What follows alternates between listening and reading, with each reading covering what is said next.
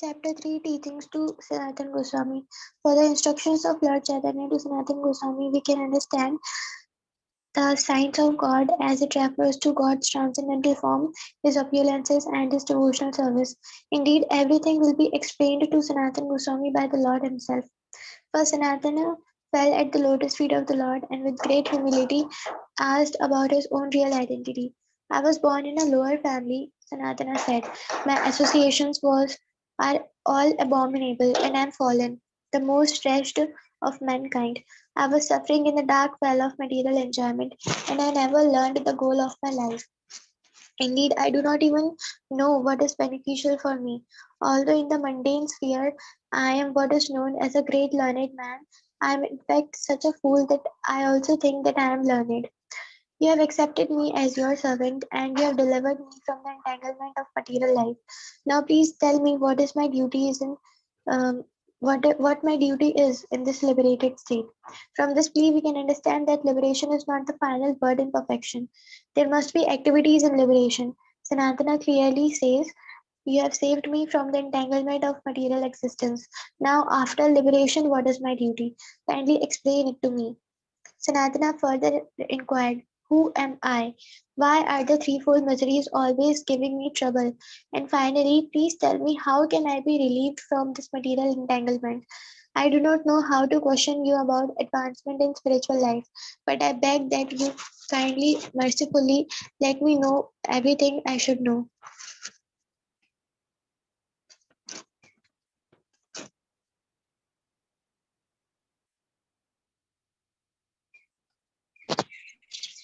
The Lord always the Lord was pleased by Sanatana's submissive behavior. When he replied, "You have already been blessed by Lord Krishna, and therefore you know everything and are free from the miseries of material existence. Yet you even though to your Krishna consciousness, you have naturally achieved the grace of Krishna and are thus already conservant with everything. Because you are a humble devotee, you are asking me to confirm what you have already realized. This is nice. There are characteristics of a true devotee. In the Naradiya Puran, it is said that by the grace of the Lord, one who is very serious about developing Krishna consciousness has his desire to understand Krishna fulfilled very soon. You are a suitable person to protect the devotional service of the Lord. Lord Chaitanya Mahaprabhu continued, "Therefore, it is my duty to instruct you in the science of God. I will explain you everything step by step. It is the duty of a disciple to inquire about his constitutional position when approaching to a spiritual master. In conformity to that spiritual process, Sanatana already asked, "What am I and why I am suffering from the threefold miseries?" Threefold miseries are called Adhyatmika, Adhibhautika, and Adhidaivika. The word Adhyatmika refers to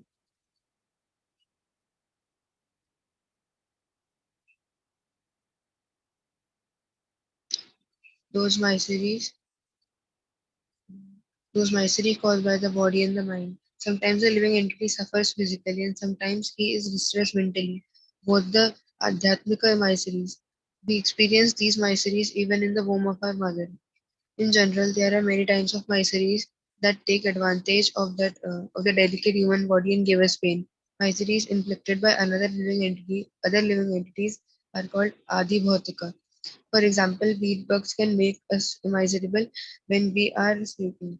Cockroaches, cockroaches can also give sometimes us pain. And there are other living entities born on different planets who can cause us misery. As far as the um, Adi-Daivika miseries are concerned, these originate from the demigods of the higher planets. For instance, we sometimes suffer from severe cold weather, from thunderbolts, or from earthquakes, tornadoes, droughts, or other natural disasters. In any case, we are always suffering from one or more of these three kinds of miseries.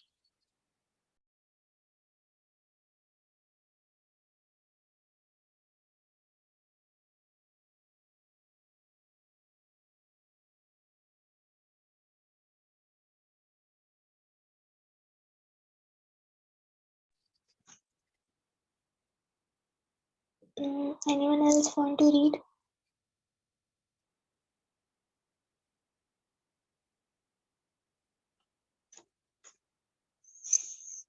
Sanathan's inquiry was therefore an intelligent one. What is the position of the living entities? He asked. Why are they always undergoing these three kinds of miseries? Sanatana had admitted his weakness. Although he was unknown by the masses of people as a greatly learned man, and he actually was a highly learned Sanskrit scholar. And although he accepted this designation, he did not know what his constitutional position was or why he was subjected to the threefold miseries. Approaching a spiritual master is not just a fun, is not just a fashion, but it is a necessity for one who is seriously conscious of the material miseries and who wants to be free from them. It is the duty of such a person to approach a spiritual master. In this regard, we should note Arjun's similar circumstances in the Bhagavad Gita. When he was perplexed by so many problems involving whether to fight or not, he accepted Lord Krishna as his spiritual master. As with Lord Chaitanya's instruction, Sanatana Goswami, the Bhagavad Gita is also a case of the Supreme Spiritual Master instructing his disciple about the constitutional position of the living entity. In the Bhagavad Gita, we are informed that the constitutional nature of the living of the individual entity is the spirit soul. He is not matter. As a spirit soul, he is part and parcel of the Supreme Soul, the Absolute Truth, the Supreme Personality of Godhead. We also learn that it is the duty of the spirit soul to surrender to the Supreme Soul, for they only can be happy. For then only he can be happy. The last instruction of Bhagavad Gita is that the spirit soul should surrender completely unto the Supreme Soul, Krishna, and in this way realize happiness. Here also Lord Chaitanya, answering the questions of Sanatana, repeats the same truth. There is a difference, however. Here Lord Chaitanya does not give information about the spirit soul that is already described in the Bhagavad Gita. Rather, he begins from the point where Krishna ended his instruction. It is accepted by great devotees that Lord Chaitanya is Krishna himself, and as such, he begins his instruction to Sanatan from the point where he ended his instructions to Arjuna in the Gita. Your constitutional position is that you are a pure living soul. The Lord told Sanatana. Your material body is not your real self, nor is your mind your real entity, nor your intelligence, nor your false ego. Your identity is that of an eternal servitor of the Supreme Lord Krishna. Your position is that you are transcendental. The superior energy of Krishna is spiritual and constitutional, and the inferior external energy is material. Since you are between the material energy and the spiritual energy, your position is marginal. Belonging to the marginal potency of Krishna, you are simultaneously one with and different from him. Because you are spirit, you are not different from Krishna.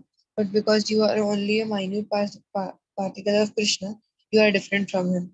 This simultaneous oneness and difference always exists in the relationship between the living entities and the Supreme Lord. From the fact that the living entities are always in the marginal position, this conception of simultaneously one and different can be understood.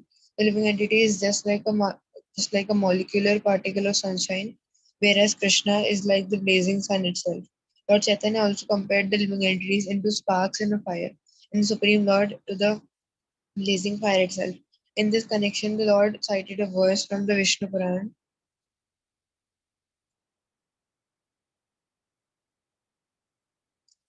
Everything manifested within this cosmic world is but the energy of the Supreme Lord. As fire situated in one place spreads its illumination and heat all around, so the Lord, although situated in one place in the spiritual world, manifests his different energies everywhere. Indeed, the whole cosmic manifestation is but a manifestation of his various energies. Lord Chaitanya continued citing the Vishnu Puran. The Supreme Lord's original energy is transcendental and spiritual, and the living entities are part and parcel of that energy. There is a third energy, however, called the material energy, which is covered by the cloud of ignorance. This energy, which is material nature, is divided into three modes or gunas: goodness, passion, and ignorance.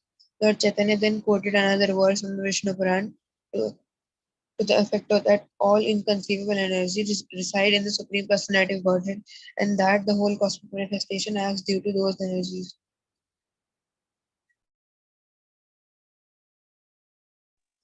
The Lord also said that the living entity is known as Kshetrajna or the knower of the field of activities.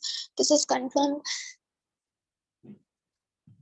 In the 13th chapter of Bhagavad Gita, when Krishna describes the body as the field of activities and the living entities as the Kshetrajna, the knower of that field. Although the living entity is constitutionally conversant with the spiritual energy and or has the potency to understand it, he is covered by the material energy and consequently believes himself to be the body. This false identification is called false ego.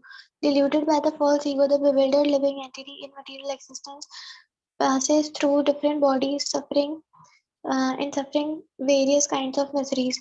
Knowledge of the living entity's true position is possessed to different extents by different types of living entities. In other words, it is to be understood that the living entity is a part and parcel of the spiritual energy of the Supreme Lord. Because the material energy is inferior, man has the ability to get free from the covering of this material energy and utilize the spiritual energy. It is stated in the Bhagavad Gita that in the conditioned state, the superior energy, the living entity, is covered by the inferior energy. Due to this covering, the living entity is subject to the miseries of material world, and in proportion to how much he is covered, he suffers material miseries. Those who are little enlightened suffer less, but on the whole, everyone is subjected to material miseries due to being covered by the material energy. Chaitanya Mahaprabhu also quoted from the 7th chapter of Bhagavad Gita, in which it is stated that earth, fire, air, ether, mind, intelligence, and ego all combine to form the inferior energy of the law of the Supreme Lord. But the superior energy is the real identity of the living being, and it is because of that energy that the whole material world functions, and the cosmic manifestation, which is made up of the material elements, has no power to act unless it is moved by the superior energy, the living entity. The conditioned life of the living entity is due to forgetfulness of his relationship with the Supreme Lord and then in the superior energy. When that relationship is forgotten, conditioned life is the result. Only when a man revives his real identity as the eternal servitor to the Lord does he become liberated.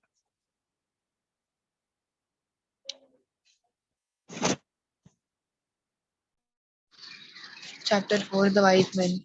Since no one can trace the history of the living entity's entanglement in the material energy, Lord Chaitanya said that it is beginningless. Begin, beginningless. By beginningless, he meant that conditioned soul exists prior to the creation. It simply becomes manifest during and after the creation. Due to forgetfulness of his real nature, the living entity, although spirit, suffers all kinds of miseries in the material existence. It should be understood that there are also living entities who are not entangled in the material energy but are situated in the spiritual world. They are called liberated souls and are always engaged in Krishna consciousness, devotional service.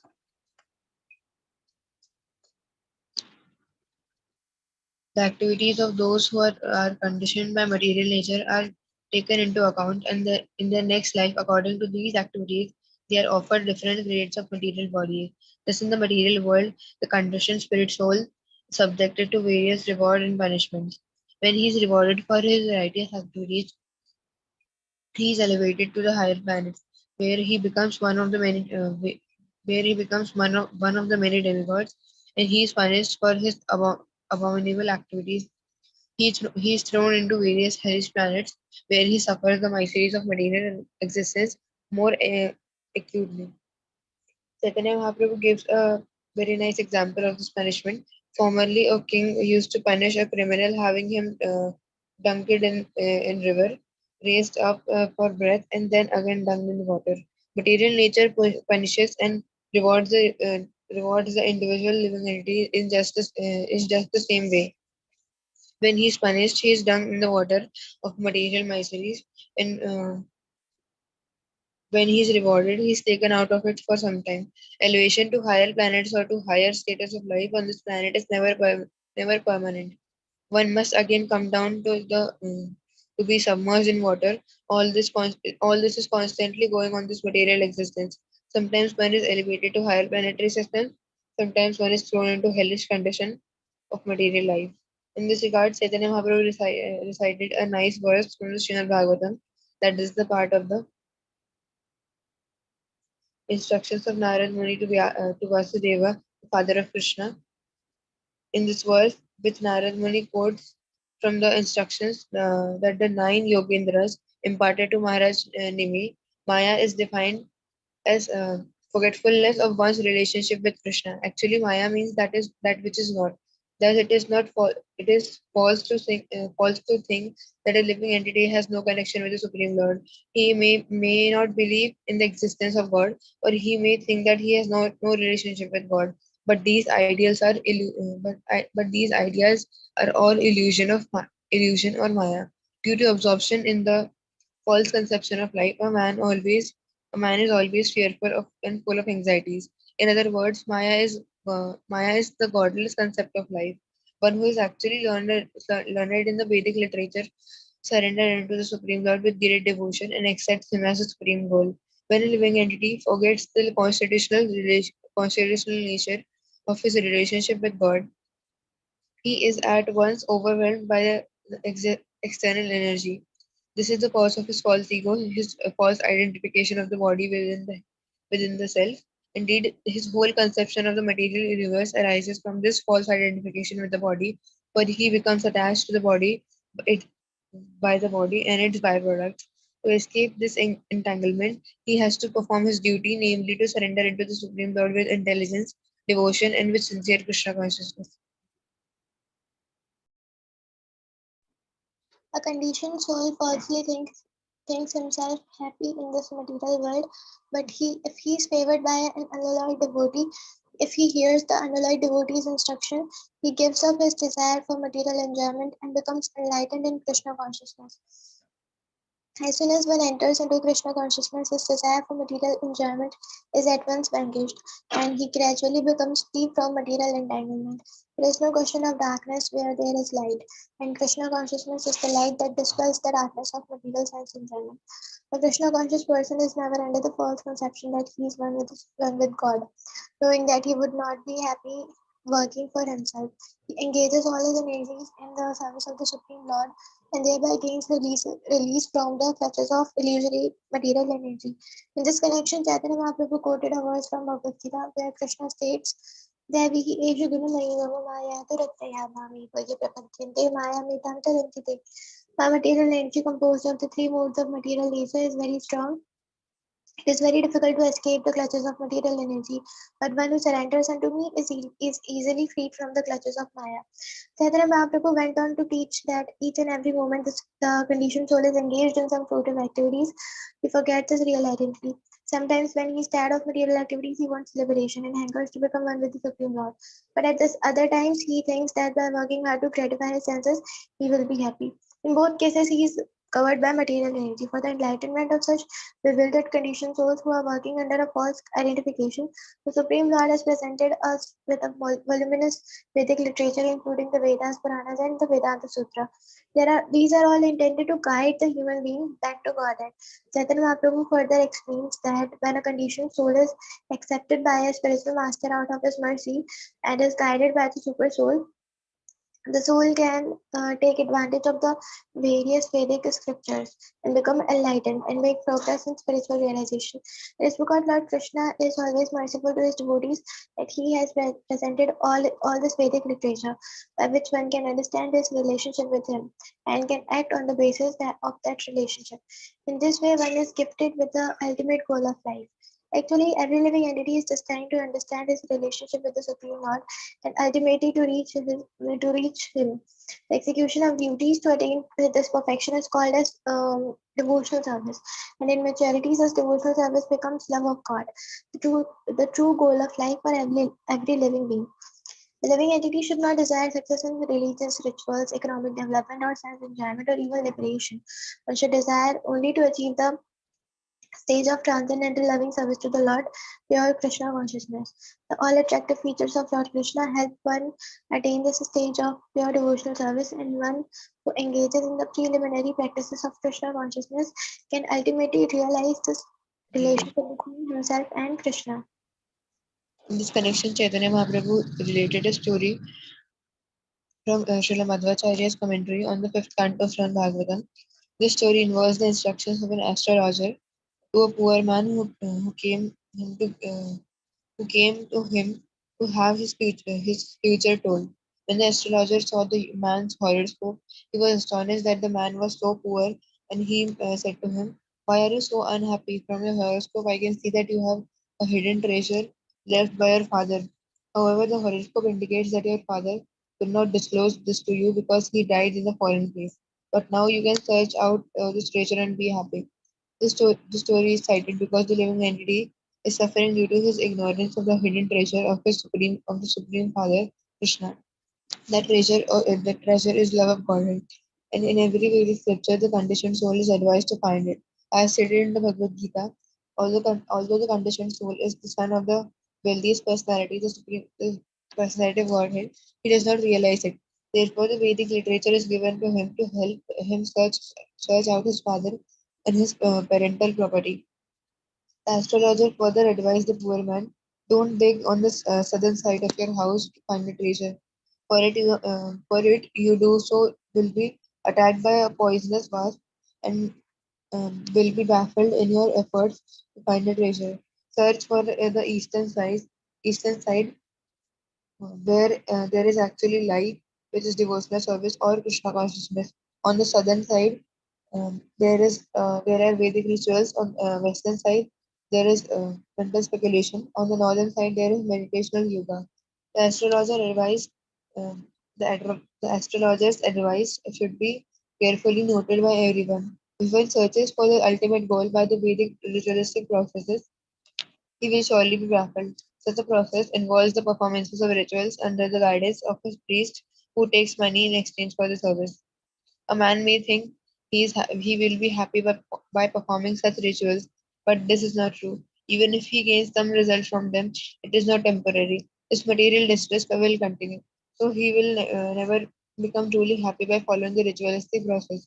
Instead, his material pangs will increase more and more. The same may be said for the digging of the northern side, which is or searching for the treasure of love of Godhead by means of meditational yoga process. The perfection of this process is to think oneself with one with the Supreme Lord. But this merging into the Supreme is like swallowed by the large serpent. Sometimes a small serpent is swallowed by a large serpent, and merging into the spiritual existence is the supreme, and merging into the supreme existence of the supreme is analogous. When the small serpent is searching after perfection, he is swallowed. This is the spiritual suicide. On the western side, there is also an impediment in the form of a yaksha, an evil spirit who protects the treasure. This yaksha is Gyan Yoga, the speculative process of self-realization. That idea is hidden.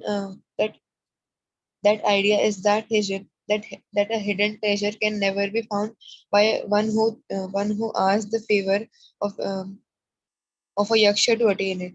The result is that one will simply be killed. So while the yogi is practicing meditation is like a small serpent being swallowed by a being swallowed by a large serpent, practicing the speculative process to attain the treasure of love of Godhead is also suicidal. The only possibility then is to search for the hidden treasure on the eastern side, which respects the process of devotional service and full Krishna consciousness. Indeed, the process of devotional service is itself perpetual hidden treasure, and one who attains it becomes perpetually rich. One who is not poor in devotional service to Krishna is always in the need of material gain. Sometimes he suffers the bites of poisonous creatures and is baffled, and sometimes he follows the philosophy of monism and therefore loses his identity and is followed by a large serpent. It is only by abandoning all this and becoming fixed in Krishna consciousness, devotional service to the Lord, that one can actually achieve the perfection of life.